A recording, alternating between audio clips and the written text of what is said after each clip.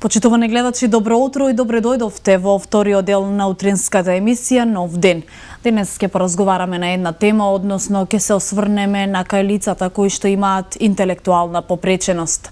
Каков е развојот на овие лица, како околината ги прифаќа, кој им помага и што се може да се направи во врска со овие лица. На оваа тема денес ќе поразговараме со мојата денешна соговорничка или гостинка, господја Мартина Костовска, психолог во Сдруженијето Порака наша. Добро утро и добре ни дојдовте. Добро утро и на вас и ви благодарам за поканата и за можноста што ми ја пруживте да присуствувам денеска на оваа емисија. Така, посебна чест ми е што ќе поразговараме на оваа тема за која сум сигурна дека ќе ги заинтересира гледачите, особено оние родители кои што имаат проблем со ваквите дечиња.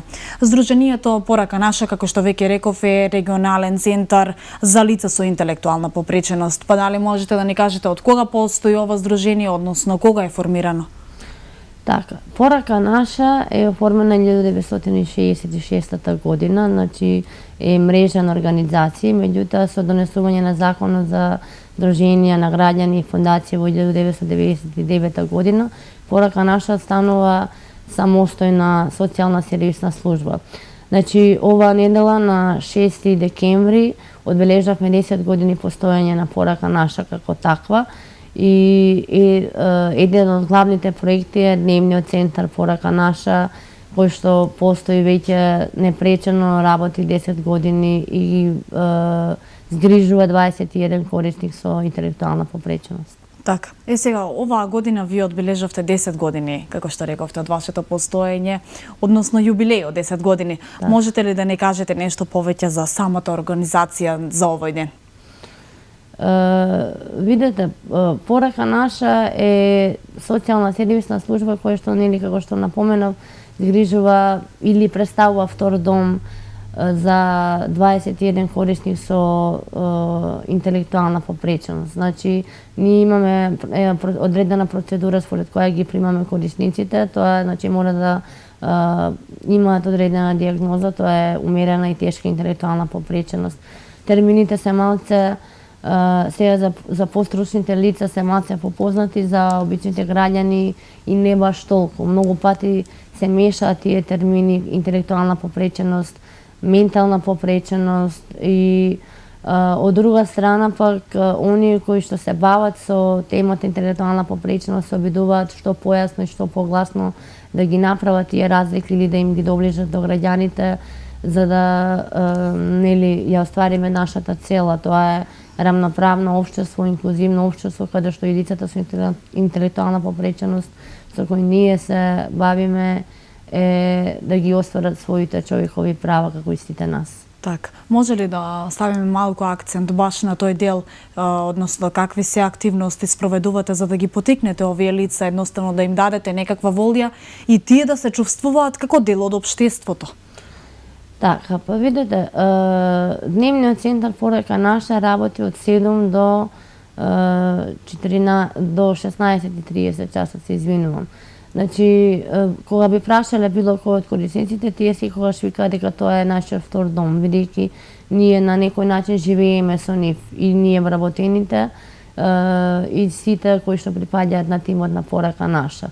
Значи, заедно го поменуваме денот, имаат, доаѓаат си и извршуваат основните обврски, значи, од самиот почеток на влегување во центарот, си ги знаат обврските, си ги имаат стекнато навиките веќе дека треба да се мијат раце, дека треба да се влезе, да се доручкува и си имаме одредена програма која постојано ја следиме.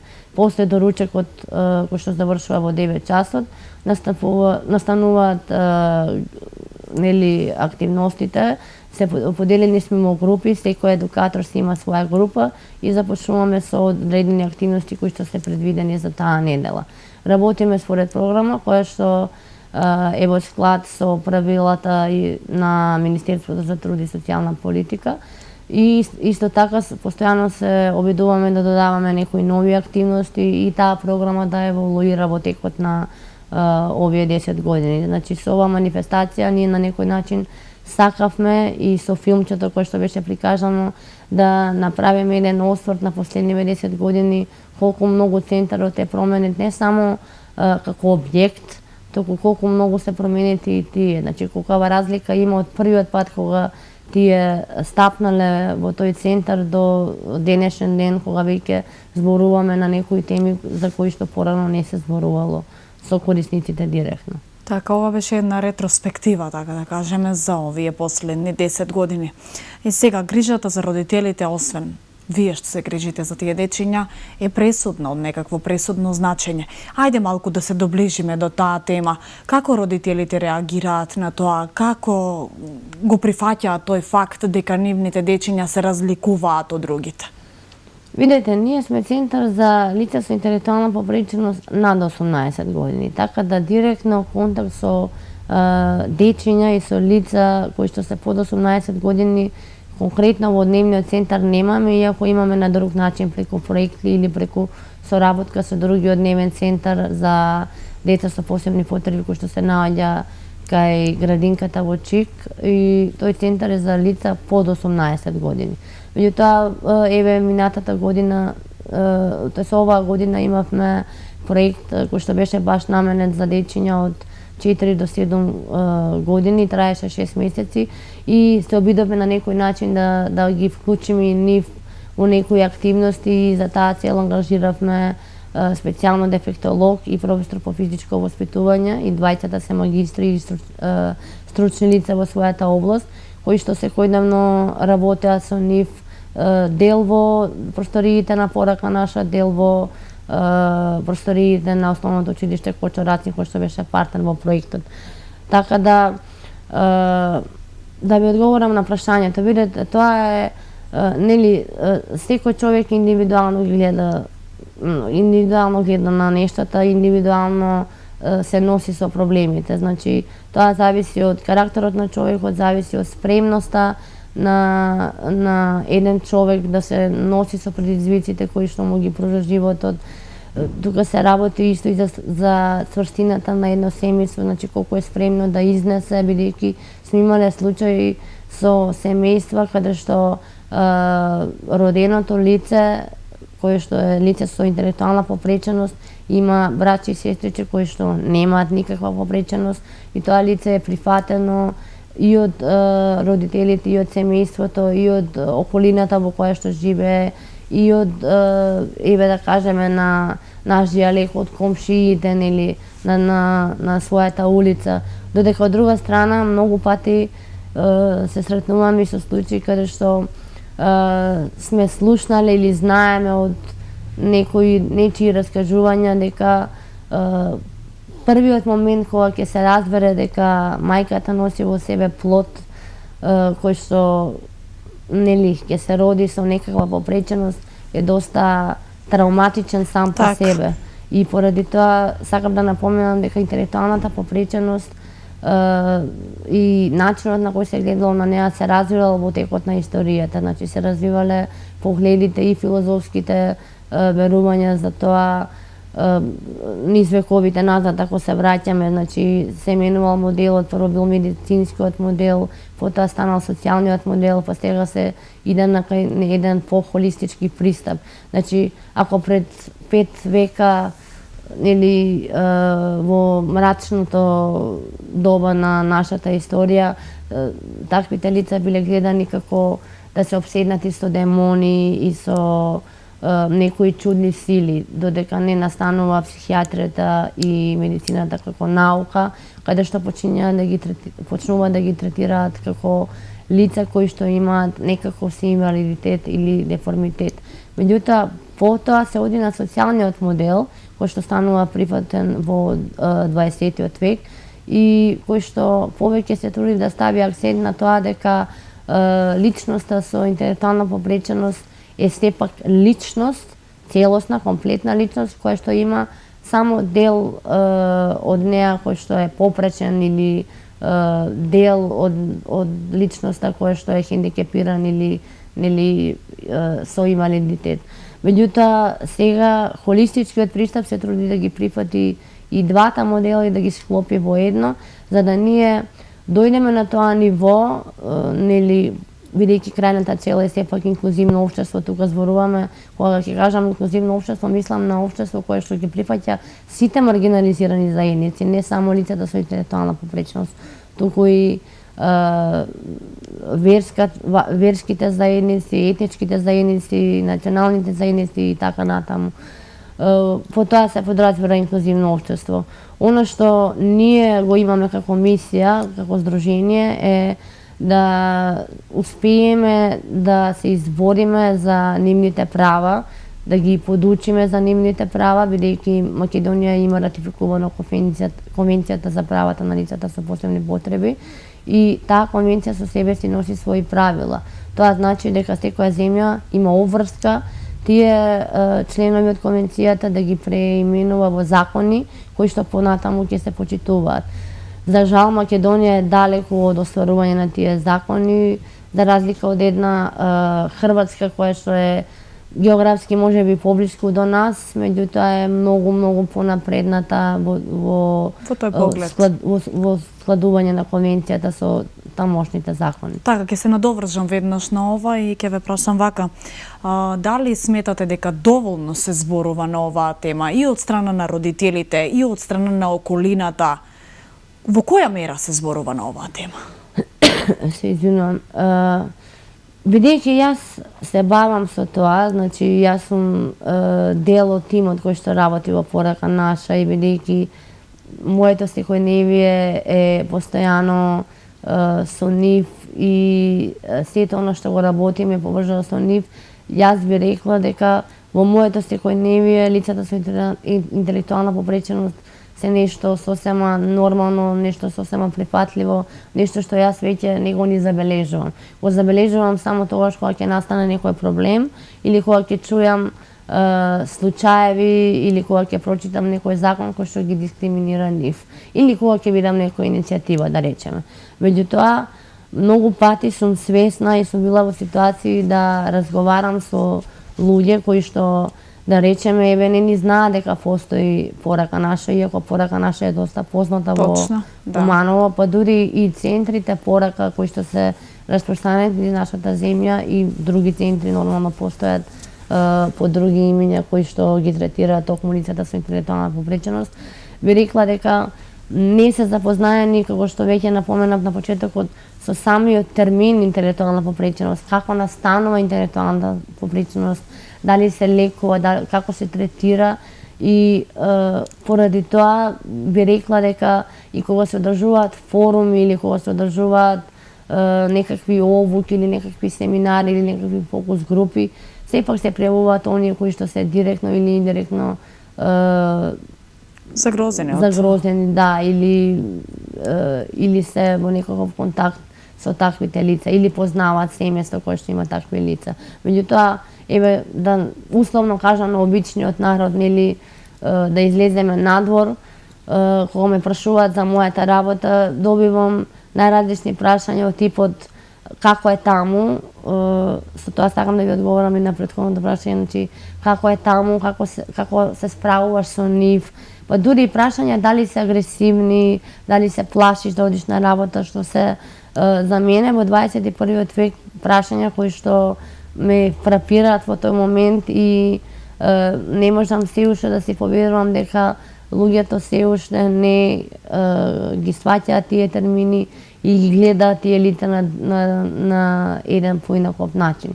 Значи, за да стигнеме до тоа инклузивно општество кое што го зборувам и држејќи се до мојата тема лицата со интелектуална попреченост, имаме долг пат. Имаме долг пат и во смисла на остварување на полиси за нивно згрижување, во смисла на донесување на закони, градење на стамбени единици кои што Тоа е еден проблем кој што воопшто не е ни почнат, почнат, меѓутоа одиме со мали чекори, но сепак не чека долга и напорна работа. Така, сега би сакала и јас да се задржам на ова што го споменавте, ите во корист како за информација на нашите гледачи, за сите оние кои што се прашуваат во моментот додека не гледаат, како изгледа еден ваш ден во овој центар, кои се вашите обврски и нешто повеќе тука за стручниот тим со кој работите? Еден ден во порака наша. Еден ден во порака наша, верувајте дека и ние едукаторите не знаеме, мислам, можеме да прераскажеме како бил денешниот или вчерашниот ден, меѓутоа никогаш не знаеме како може да биде утрешниот ден, бидејќи кога се најдеш во просторија каде што има најмалку 25 лица, нели, секој има свој карактер, без разлика на страна по преченоста, сите ние имаме своји некои карактеристики, своји специфики, така да никогаш не знаеш дали тој ден ќе биде гласен, дали тогаш некој ќе има некоја посебна потреба или посебна желба, или ќе има викање, или ќе има смеење, значи како и во секоја нормална средина каде што постојат повеќе луѓе во еден мал простор, бидејќи тоа е еден од поголемите проблеми за кои што би сакала да апелираме дека нашиот простор е мал и за поквалитетна работа е потребен малце поголем простор и се обидуваме да работиме на тоа поле, да го прошириме центарот за да примиме нови лица. И еве да се вратам на прашањето, значи денот почнува од сабајле, кога првата личност, првиот едукатор кој што ќе дојде ќе го отвори центарот, ќе ги пречека првите лица кои стигнуваат, обично се тоа лица кои што живеат блиску и кои што можат самите да дојдат. И се спрема масата за доручек. Се спрема доручекот за сите оние останати кои што ќе пристигнат и доручекот трае до 9 часот. Од 9 часот ние сме 4 едукатори, значи стручен тим од психолог, јас сум психолог и сум најновиот член, значи најстариот член од самиот почеток е мојот колега Дејан Стојановски кој што е педагог, и Светлана Димитриевска и Фросина Симоновска кои што се социјален работник и дефектолог.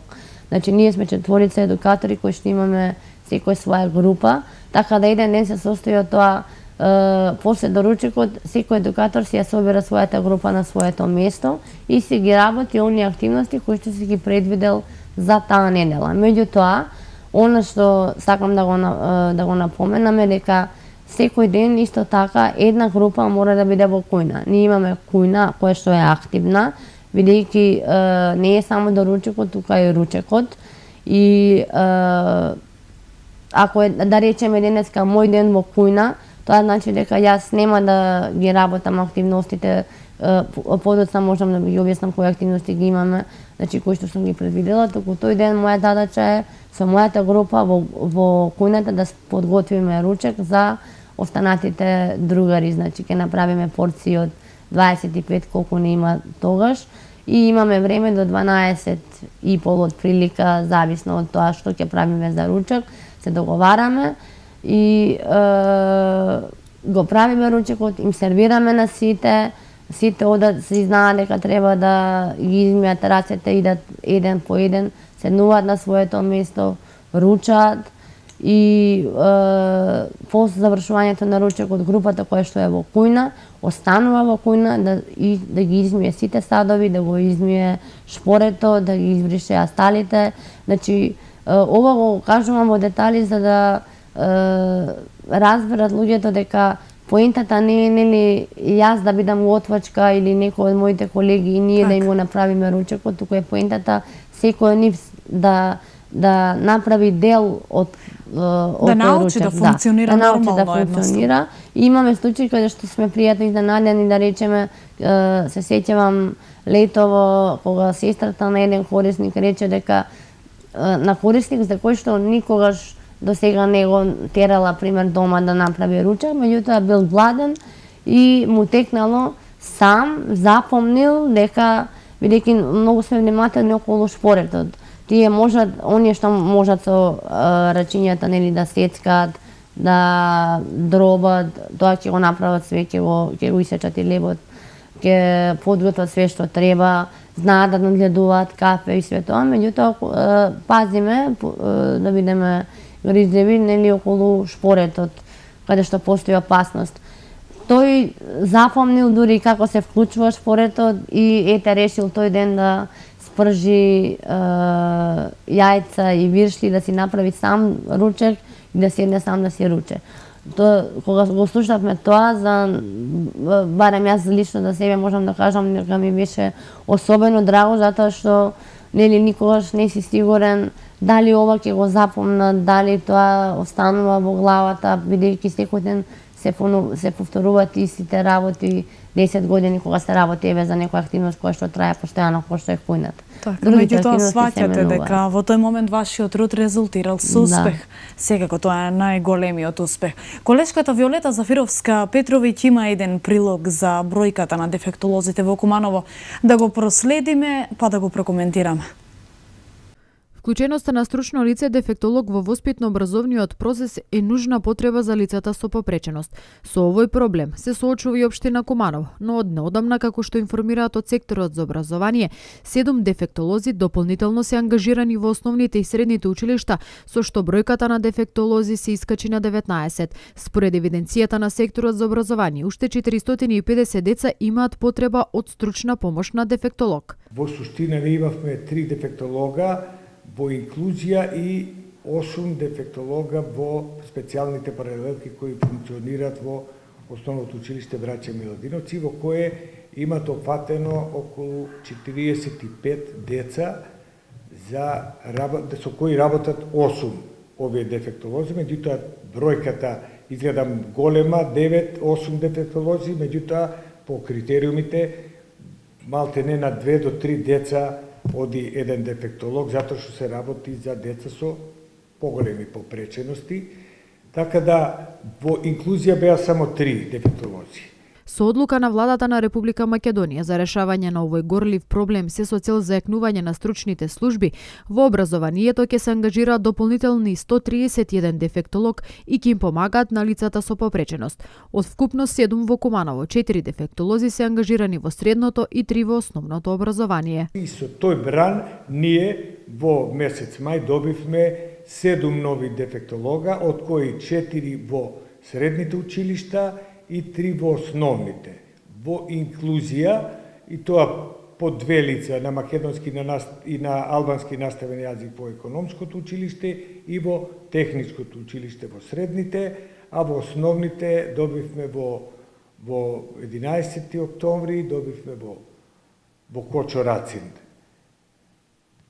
Лица за да го на некој начин малкуублажиме проблемот со ова потреба од дефектолозите, меѓутоа останува уште доста училишта кои немаат, да кажеме, ние имаме 10 училишта во основно образование кои немаат ангажирано по ниеден основ, ни во инклузија, ни како стручен соработник дефектолози и во 3 училишта од средното образование. Од секторот за образование на град Куманово најавија дека во тек е формирање ресурсен центар за дефектолози кој ќе биде мобилен, се со цел сите 19 стручни лица постојано да им бидат на располагање и да водат грижа за учениците со попреченост. Од секторот нагласуваат дека уште 13 училишта во општина Куманово имаат потреба од дефектолог. Еве сме повторно назад во студиото и продолжуваме со нашата тема за разговор. Можете ли да не кажете од колкава важност е самото ова зголемување на бројот на дефектолозите и од каква важност се тие особено за лицата со интелектуална попреченост? Видете, дефектолог сам по струка, значи струката наменета токму за лицата со интелектуална попреченост, така да за мене тоа е нешто неминовно и нешто кое што само по себе се подразбира. Значи, дефектолозите се од особена важност, поготово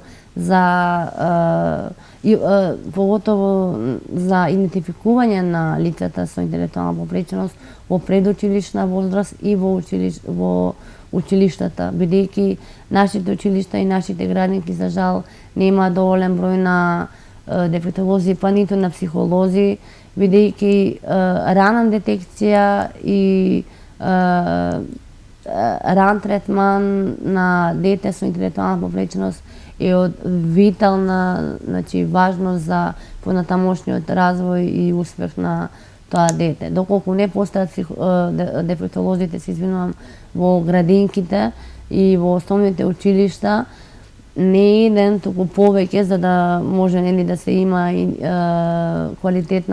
квалитетна програма и да се има индивидуален пристап кон таквите лица.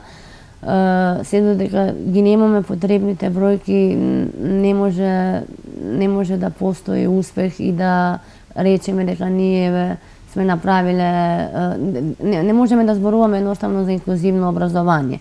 Бидејќи, како што споменува за инклузивното општество, по тоа се подразбира инклузивно образование.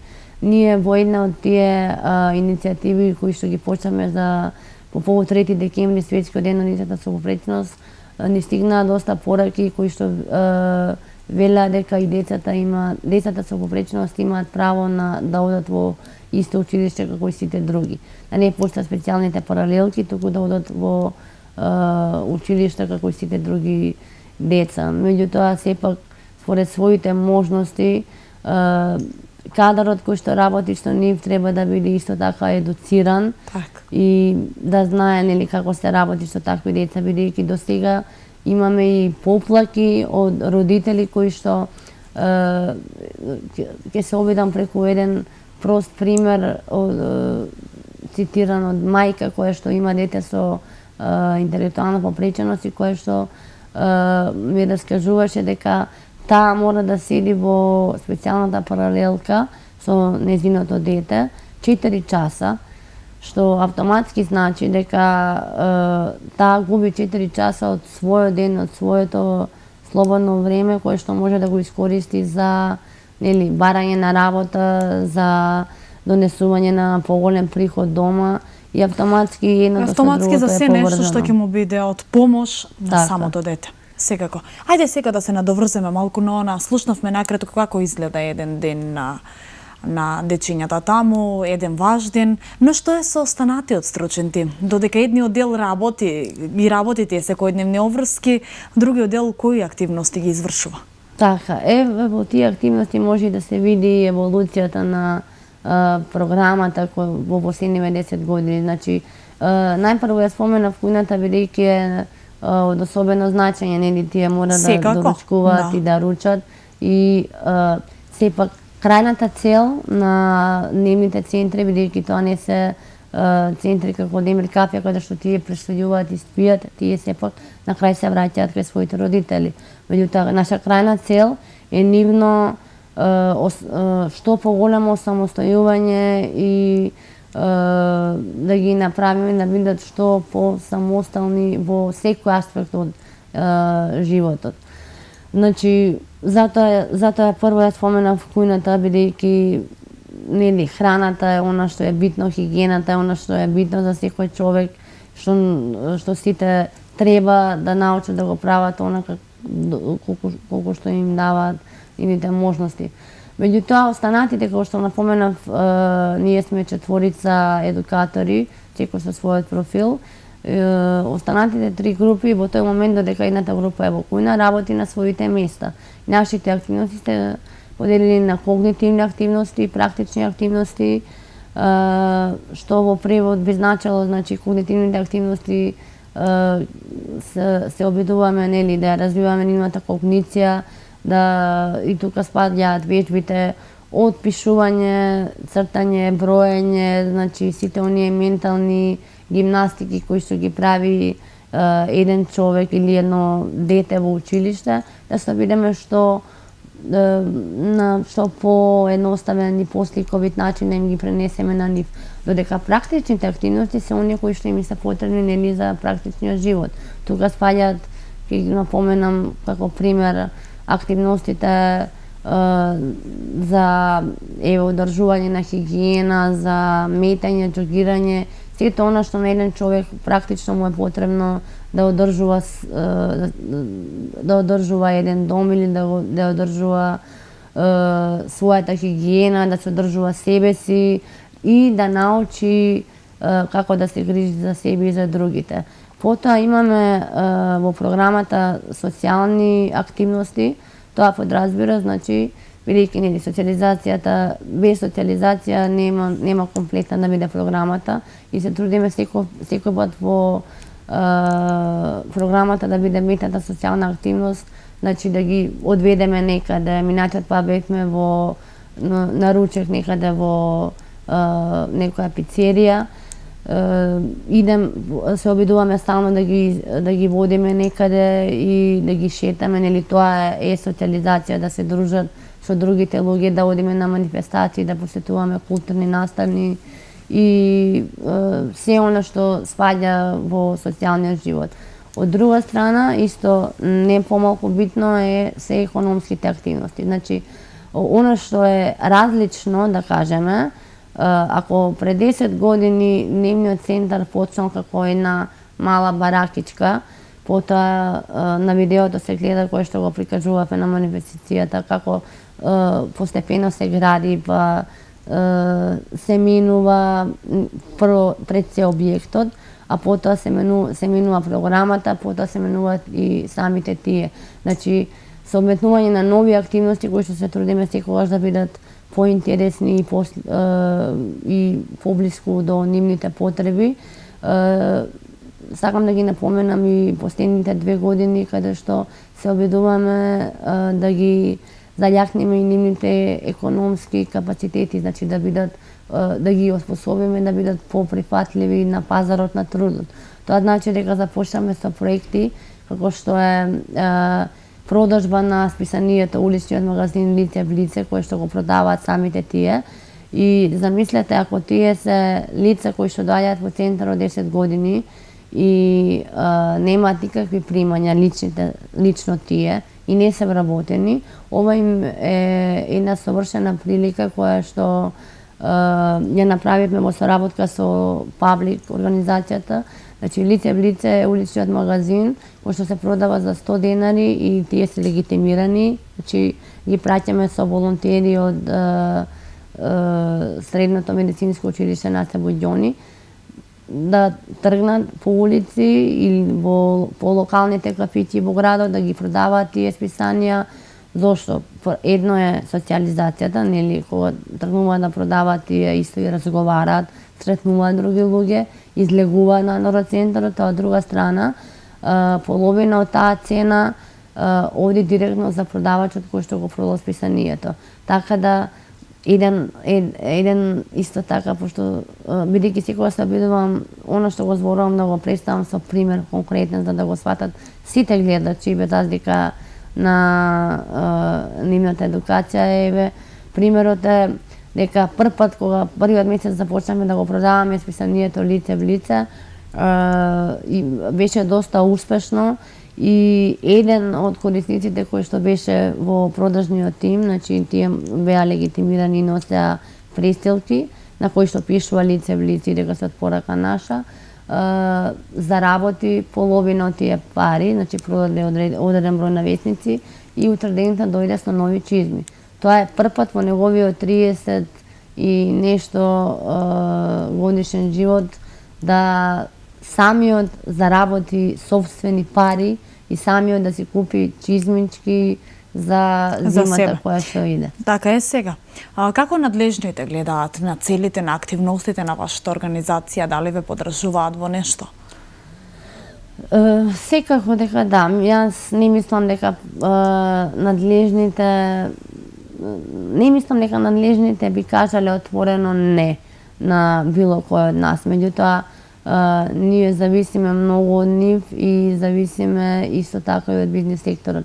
Значи, порака наша е поддржана од Советот на општина Куманово и од началникот, меѓутоа ние сме невладина организација и во тој совет едногласно секоја година се гласа за буџетот на порака наша, а останатиот дел го покриваме со донации, со тоа што се трудиме да преку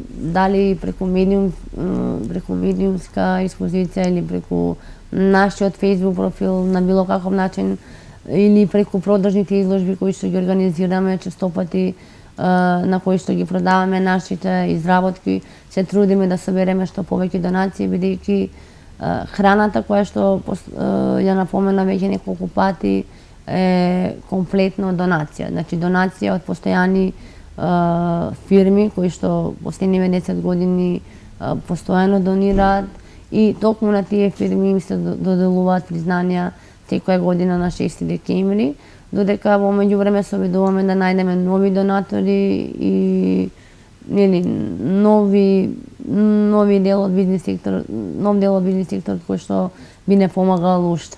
Така, сума сумаром, значи, организирате постојано некои проекти и вашите секојдневни активности придонесуваат се со цел за да се овозможи полесен живот на лицата со интелектуална попреченост. Кажете ни нешто повеќе за проектот кој што го имплементирате во моментов. Во моментов, значи, некаде во мај започнаме со еден проект кој што трае 13 месеци, ќе трае 13 месеци, веќе сме на половина пат и особено важен за нас, бидејќи се разликува од досегашните проекти. Проектот го работиме во соработка со една организација од Скопје, Солем, под менторство на друга организација од Загреб, Хрватска, која што се вика Удруга за самозаступање. Проектот се состои од работилници за самоодредување и самозастапување. Значи би сакала да ги објаснам тие два термина, бидејќи се многу слични. Самоодредувањето е преку работилниците за самоодредување се обидуваме да ги научиме да зборуваат јасно и гласно за своите потреби, стравови, желби. Значи тоа се подразбира по самоодредување, да ги научат своите права и да знаат кои права им следуваат на нив, да научат во суштина дека тие имаат права исто како и сите други личности. Самозастапувањето е веќе на повисоко ниво, би рекла на едно институционално ниво, каде што веќе, бидејќи сме скоро на половина од проектот, би требало да се оформи една група на самозастапници. Колешката, која што е дефектолог по порака наша, Просина Симоновска, беше на 3 декември на конференција, на 6-та конференција на самозастапници во Хрватска, во Загреб, каде што беше со еден наш самозастапник, што кажува колку сме ние назад од Хрватска, бидејќи тие веќе одржуваат 6-та конференција. Меѓутоа идеме кон тоа, значи зборуваме за правата, ја разгледуваме конвенцијата за правата на лицата со посебни потреби и ако го погледнете видеото кое што го прикажувавме тој ден во Народниот театар, на крај заврши со дел од корисниците јасно и гласно да си го кажат своето име и презиме, да кажат дека се лица со попреченост и да кажат дека имаат право на, да речеме, да имаат девојка, да стапат во брак, или имаат право да работат и да заработуваат, што е огромен чекор, да речеме, ако споредиме допред неколку години, на кое ниво и на кое ниво се одвивал муабетот со нив и што тие имале како активност во програмата. Така, порака наша е еден многу интересен слоган. Па кажете ни, што всушност сакате да пратите, да порачате преку самото име порака наша? Порака наша, како би кажала, мислам дека е само објаснива, нели, наша порака наша, тоа е порака која што сите ние, кои што сме засегнати и како тим, и корисниците кои што доаѓаат во порака наша, дека ние постоиме и ние секогаш имаме да праќаме порака и ние секогаш се трудиме таа порака да ви ја испратиме на сите вас, дали преку медиуми, дали лично кога идеме директно на некој настан. Значи, ние сме тука и не одиме никаде. Може би сме одреден дел од затворени во центарот, затворени, грубо кажано. Таму сме поради тоа што имаме обврски, како што секој човек има обврска да работи, меѓутоа тоа не е завршен процес и не е завршен круг. Во една нормална држава, нели демократска држава, би требало од порака наша да излегуваат спремни лица со интелектуална попреченост кои што веќе стекнале вештини, значи бидејќи ние работиме и на работно осмособување и ги запознаваме со работниот процес, било тоа да е лакирање, фарбање, стругање на дрво, значи сите оние занаетчиски, да кажеме, некои работи кои што подоцна би им го олеснило прелазот кон пазарот на труд. Значи, таа порака е дека од тука би требало да излезат и да имаат работа, да им се испочитуваат правата пред се. Значи, секој од нив има своји некои желби за кои смета дека имаат право од некои обични работи, како правото да имаат собствен дом, да заработуваат, да имаат право да бидат прифатени, да бидат дел од ова општество, бидејќи се уште, нема да кажам за Куманов како град, ќе кажам општо за нашата земја.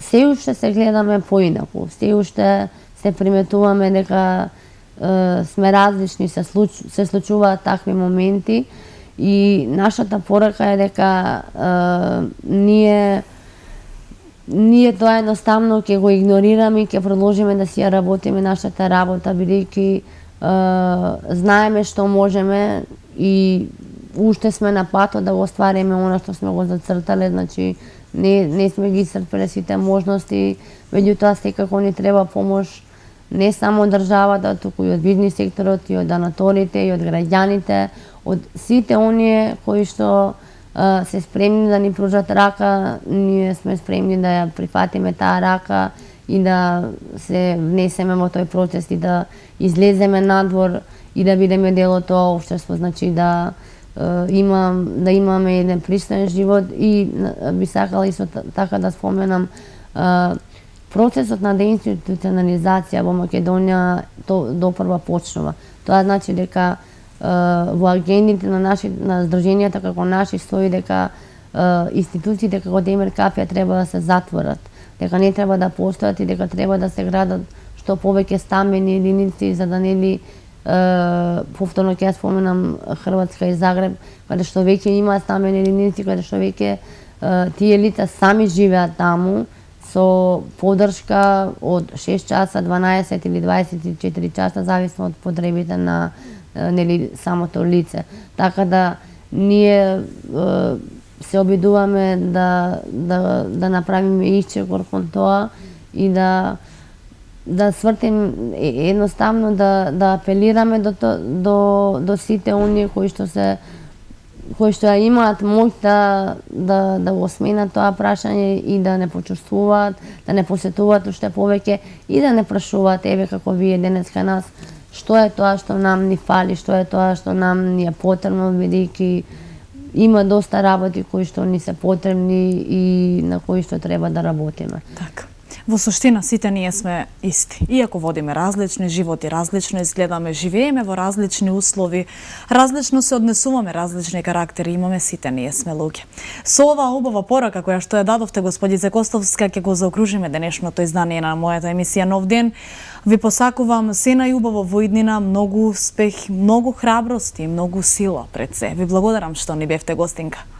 Ви благодарам и јас на вас што ни дадовте прилика, малце на подолг начин и малце поопширно да објасниме кои сме, што сме и да пратиме некоја порака и ние и суштината на самото здружение и сите ваши активности некако ги презентиравме одблиску на нашите гледачи и ги запознавме со овој проект. Јас се надевам дека тоа ќе допре до нив, дека ќе се заинтересираат и би сакала само да напоменам дека нашето здружение се наоѓа на улицата Байрам Шабани безброј во бившата месна заедница и нашиот дневен центар е отворен секој пат во часовите во кои што работи за секого. Значи, бидејќи постојано не прашуваат многу луѓе дали може да дојдат, дали може да донираат нешто, би сакала уште тоа да го напоменам дека центарот е отворен секогаш за секого кој што сака да дојде, да ги види, да се запознае, не мора да чека покана или да чека проекти или да не чека да не види некаде. Значи, не мора секогаш ние да одиме напред и да бараме да бидеме дел од нешто, туку дека сме спремни, нели? Така дека во иднина лицата сами ги се обраќаат и ќе бараат помош и информации за она што ги интересира. И вам ви благодарам, драги гледачи, што го следевте нашиот денешен разговор. Имајте убав ден и останете со програмата на К3 телевизија.